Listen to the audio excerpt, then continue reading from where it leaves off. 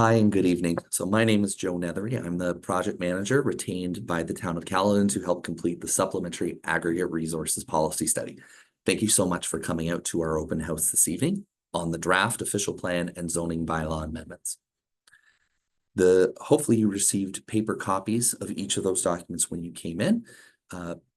Those are the easiest way to provide comments on the detailed policies themselves, which you're welcome to leave with us on your way out the door tonight, or to take home and submit later.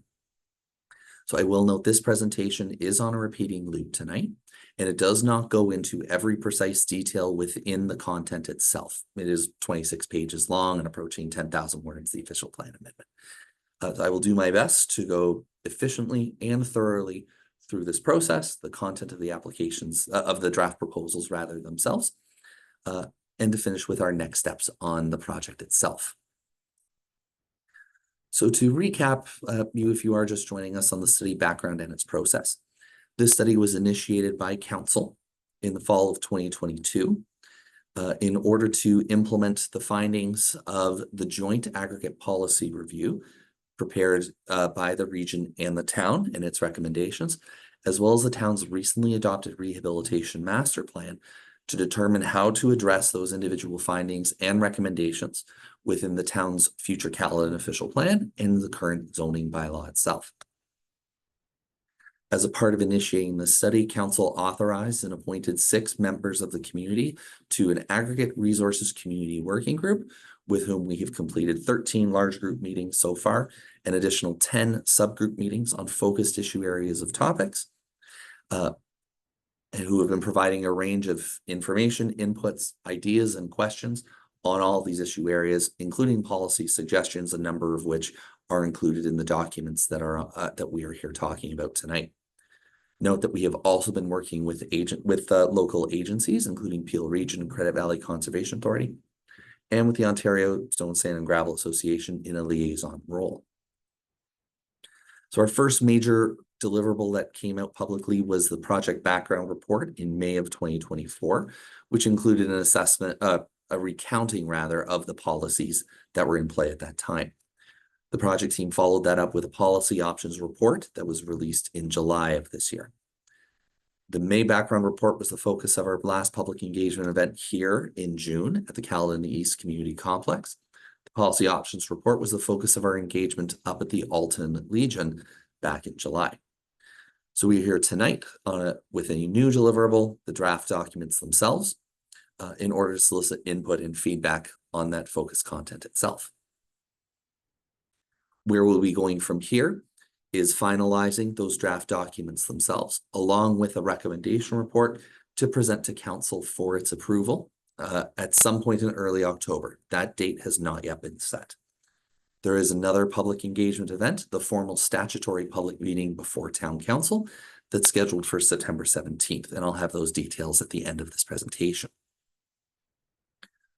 So we note, and I come back to a vision statement that was developed with the Aggregate Resources Community Working Group for the purpose of this policy initiative to maintain and enhance the health, safety, and quality of life of our residents and our community and our natural environment and water resources to the full extent with the town's legal jurisdiction.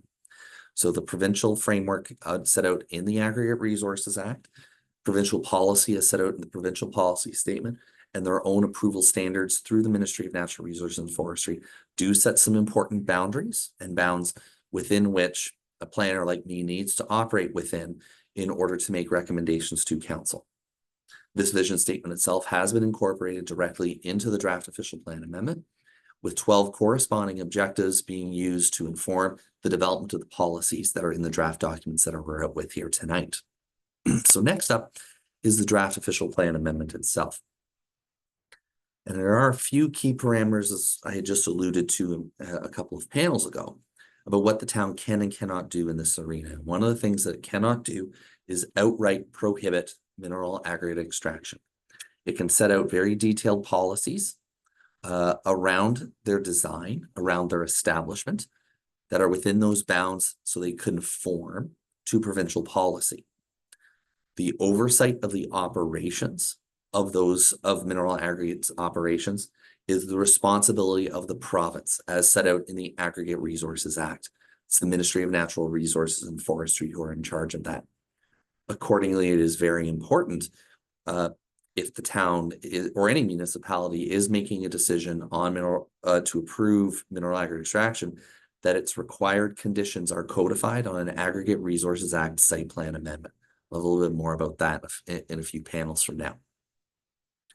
So the first part of the official plan amendment itself is that it includes some new and revised definitions for a number of aggregate uses, including mineral aggregate extraction, in conformity with those upper tier policies. We do have a series of mapping updates that includes redesignating sites that no longer have aggregate licenses to other uses.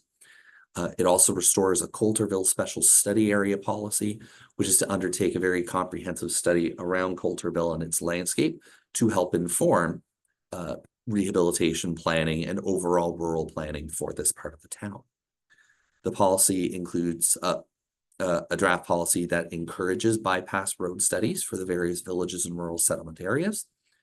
It also adds a few items to the town's complete application requirements that are already in the future Caledon official plan that are specific to blasting. A number of required studies that would be needed for a complete mineral aggregate application are already identified in the official plan, which is why you don't see them in the draft document. The real detailed policies that I'm going to go through in the next few slides here are contained in Schedule 1 to that document, the draft Chapter 20. It has been written up in a manner that allows for that text to be taken and directly inserted into the future Caledon official plan, which explains why some items aren't necessarily found in that part of the document. And in section 20.2, we note that there are a number of permitted uses that the designation is proposed to include. For mineral aggregate extraction and uses essential to that, the permission would be subject to licensing under the Aggregate Resources Act. There are a range of other uses that are proposed to be permitted that are generally permitted today in the current official plan and in other municipalities. Note that the establishment of new operations, expanded operations, or many of these other essential or accessory uses may likely, new uses would require an amendment to the official plan. The other uses may, it depends on the circumstance. It would also require an amendment to the zoning bylaw or parallel amendments in the Niagara Escarpment Plan area and the issuance of the Niagara Escarpment Development Permit.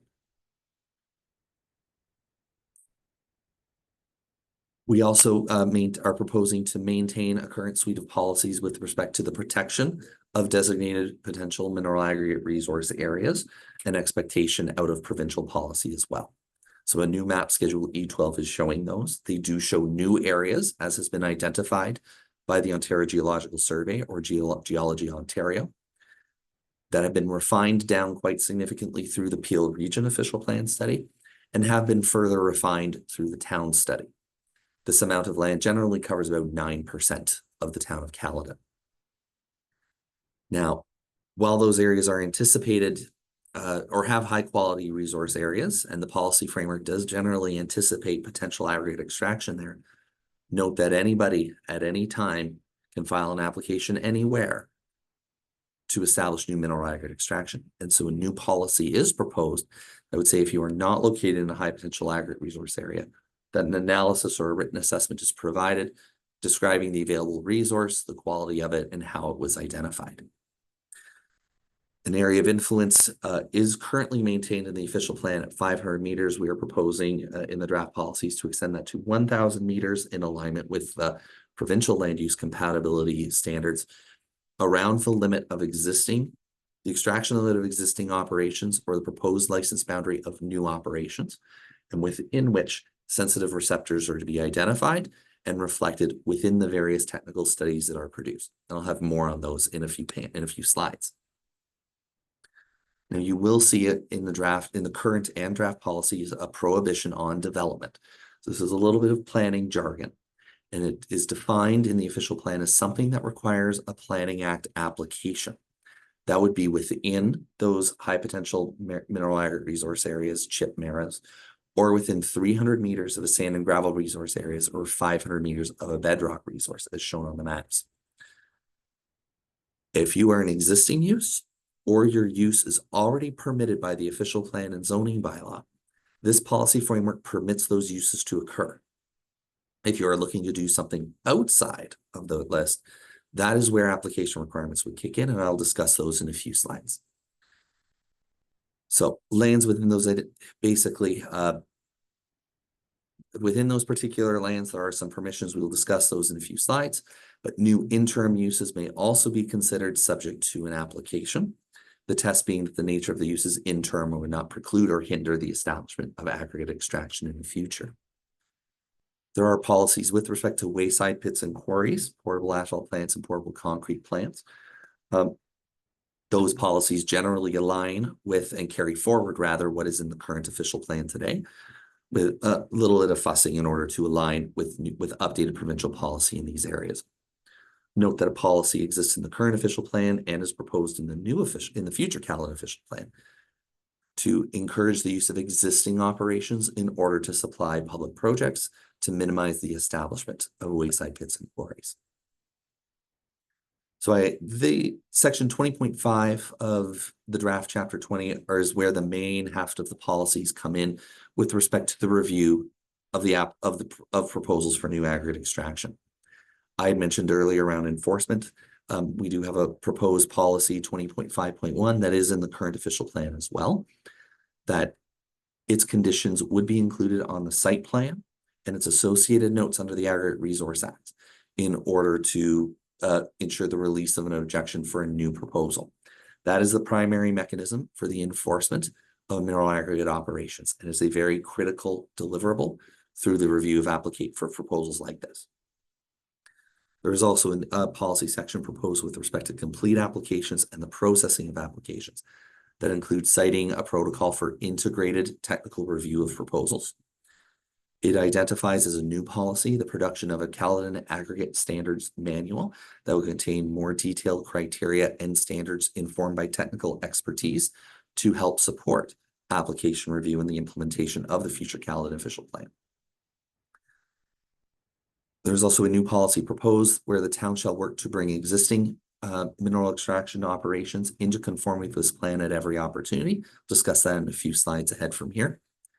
And we also do include a definition that is in the current official plan and is proposed to be carried forward on what negative impacts mean, as a number of these policies we're going to discuss deal with no negative impacts. And it means any loss of area and significant ecological functions or attributes of natural features in areas and supporting features in areas, the jargon for the totality of lands under the environmental protection framework in the future Caledon official plan. Note that this does allow for consideration of changes of ecological functions and attributes within those areas.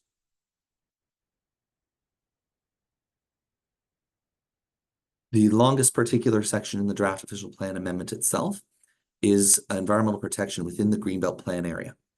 So extraction is generally prohibited within lands within all of these features that are identified on screen, subject to criteria, meaning that if a proponent can demonstrate whatever criteria happen to be met for in these individual features, which includes no negative impact, extraction could be considered in those areas.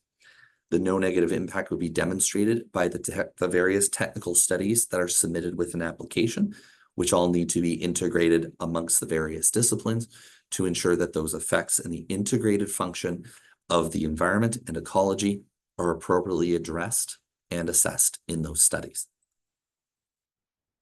Within the Niagara Escarpment Plan area, we are similarly pointing to those policies and other policies within the official plan and the Niagara Escarpment Plan itself. Within the Oak Ridges Moraine Conservation Plan area, those same policies would also apply, with some additional prohibitions that conform to the additional prohibitions contained in the Oak Ridges Moraine Conservation Plan. There are detailed policies with respect to water, to the protection of water resources, chiefly that any proposal for new mineral aggregate extraction shall identify all sources of water, their function, and analyze and assess the impact of the proposal in order to satisfactorily demonstrate that each of those resources are protected, maintained, and where applicable, enhanced with no negative impacts.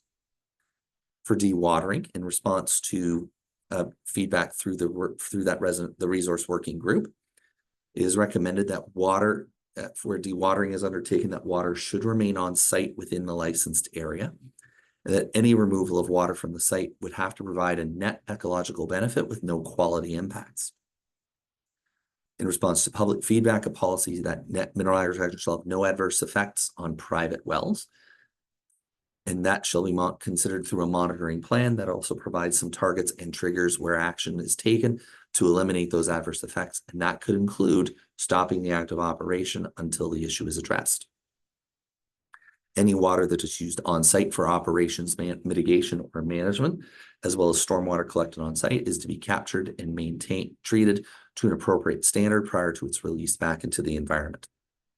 We also note a policy that's currently somewhere else in the draft official plan, but will likely find its way here in the final draft, that recycling is not to be permitted in a wellhead protection area. We have received considerable feedback from the public with respect to setbacks or minimum distance separations. I am here to say that the town cannot impose unilateral setbacks or minimum distance separations.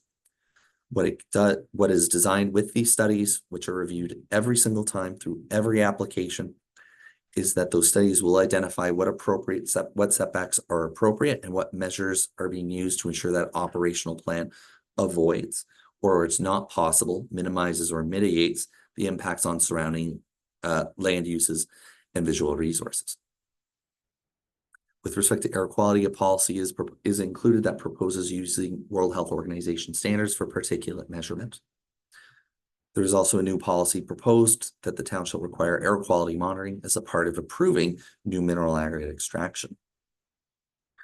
There are new policies also proposed with respect around the design of stockpiles, fuel storage and transfer processing equipment, storing and processing recycled mineral aggregates, and vehicle parking in response to feedback from the resident working group.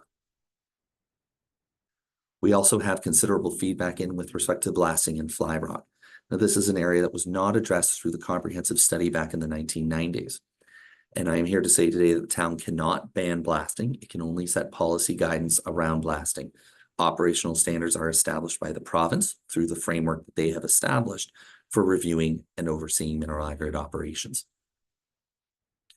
So the design of a mineral aggregate operation is proposed to shall prioritize the avoidance of impacts from blasting and fly rock is required to be contained within a licensed area in accordance with provincial law, as well as vibration. The blast impact assessment and the person designing the blast and carrying out the blast is proposed to be an experienced and qualified blaster or blasting engineer. That vibration monitoring shall also be provided at property lines as well. And as much as the town cannot ban blasting, we are proposing a policy that signals that there are locations in town where blasting is probably inappropriate under any circumstance, and that the presence of sensitive land uses shall be considered if determining if that is the best measure for extracting mineral aggregate resources, or if reduced blast intensities are most appropriate. With respect to transportation, existing haul routes are identified on the proposed schedules C1 and E12, with updated versions of those on display on the panels here today. Any new haul route that is proposed is required to be identified through the study and be assessed to ensure that it has the least impact possible, and that the road improvement study will ultimately demonstrate how that works in order to ensure that the safe and efficient use of the road network is maintained. The town in its current official plan recognizes that in principle, haul routes should be created to each resource area in order to ensure that the roading is appropriate to handle the weight of the trucks, and that improvements and maintenance agreements may be used in order to implement this policy. I will also note that an amendment is proposed in the main text to encourage bypass studies around the rural villages, and that haul route locations are codified into Aggregate Resource Act site plans. And the town does have overall heavy truck route rules in its uniform traffic bylaw that was updated this spring. With respect to rehabilitation, there is a recommendation through the study that a town-wide rehabilitation master plan be completed most efficiently by updating the one rehabilitation master plan that has been approved by council in order to make it applicable town-wide as is possible. In the interim, the proposed rehabilitation plan shall, in alignment with current policies, prioritize enhancement and restoration of natural features and areas on balance with other rehabilitation priorities, which can include agricultural uses. Progressive rehabilitation is and continues to remain the preferred option for all sites where restoration is happening while active extraction happens in other phases of the quarries of the quarry or pit's development itself. We are also proposing as new policies that the town will investigate the acquisition of lands by a public authority in order to undertake rehabilitation. And then alternatively, the town shall seek to be a party to rehabilitation plan agreements, which can also happen including prior to the transfer of any lands to public ownership where progressive rehabilitation is occurring. Current policies with respect to social impact assessment, visual impact assessment, and cultural heritage and archaeology are proposed to be carried forward into the future Caledon official plan as well. The same goes for policies with respect to agricultural lands, noting that extraction on prime agricultural lands is permitted by the provincial policy statement. It is required to be, and therefore it is required by the town to conform to those policies and support that extraction. There are policies that are studies that are required in order to demonstrate how this can work in an appropriate manner. I had mentioned earlier about existing uses. So the current official plan and the proposed official plan are proposed to maintain their policies that allow current uses and other uses that are permitted by the official plan and the zoning bylaw to be permitted within those adjacent areas adjacent to existing operations and potential mineral aggregate resource areas. Where a new sensitive land use is proposed that is not already permitted by those documents, studies will be required, a planning application will be required by the proponent of the new sensitive land use, and that may require paying for the peer review of studies, as would happen with any other development application. Such use will need to be designed to avoid the creation of any negative impacts on the sensitive use by the potential future, by the existing or the future aggregate operation itself. There are some use-specific policies that are also proposed in section 20.7. They would require amendments to the official plan to permit some of these new uses that aren't necessarily aggregate operations, but can happen in aggregate operations themselves or on former aggregate sites. It also includes some very light design criteria for permanent asphalt and concrete batching plants as well. With respect to communication and engagement between the industry, the town, and the community, current policies with respect to an aggregate resources advisory committee are recommended to be carried forward. We are also encouraging proponents to establish community liaison committees for individual operations. This again would be assessed and evaluated at each individual application for a new operation. We are also recommending that the town begin preparation of an aggregate monitoring report, basically on every 2-year basis. This is currently happening at Halton Region, and the framework for the study is proposed to follow the policy standard that is set over there. We are also proposing that the town maintain a review protocol that helps the public and applicant understand how reviews of aggregate applications are undertaken, which is work that is already underway at the town side. The concept of resource rescue by allowing extraction in advance of a particular development being proposed is proposed to be carried forward. And of course, policies encouraging recycling, including requiring the town to incorporate recycled mineral aggregates into its capital work projects where possible, through an approved recycled aggregate strategy to reduce the demand for new mineral aggregates. And we also are proposing some new policies that do signal to existing operations where new existing licenses can be reviewed and brought into conformity with this plan and contemporary environmental standards, that we are hopeful to be doing that at any opportunity possible. This would include where expansions of existing operations are proposed by requiring the existing licenses to be brought up to standard in conformity with these policies. So draft zoning bylaw amendment is also on display and proposed tonight. It is proposing to create a list of all new permitted uses within the extractive industrial zone. The current pit and quarry terms being replaced with 8 new terms, 1 per provincial type of operation, and each operation's approval route and standard through the process to integrate with the draft official plan policy permissions that tie aggregate uses to their Aggregate Resource Act license. Those permitted uses would be today limited to existing uses only, and only if permitted as a part of the license itself. There is also a clause within the prohibited uses section of the zoning bylaw with some aggregate related uses, Those new terms that are proposed to be defined and permitted would find their way into this section, meaning that a zoning bylaw amendment would be required to establish them. Similar to the official plan amendment itself, we are rezoning surrendered and closed sites to rural, environmental, or other uses in accordance with the draft official plan amendment itself. So you've made it through this presentation. Congratulations, and thank you for sticking it out. Again, our next public engagement event is the statutory public meeting, where members of the public can submit in writing or in person their thoughts on these documents to council directly. That meeting is scheduled for Tuesday, September the 17th, 7 p.m. at Town Hall. If you have any questions or submissions that you'd like to send in advance of that, you're welcome to reach out to myself or Steve Burke, the Manager of Strategic Policy Planning for the town, with our email addresses on the screen. If you have a QR code reader, you can also take a picture of this funny looking box in the bottom right on screen to be directed to the Have Your Say Caledon website direct. So with that, thank you so much for sticking it out. If you have come in at the end of this presentation, it will restart in approximately 45 seconds. Note that it is about a 25-minute presentation. Thank you so much for sticking this out. And thank you for coming out this evening. Enjoy your night.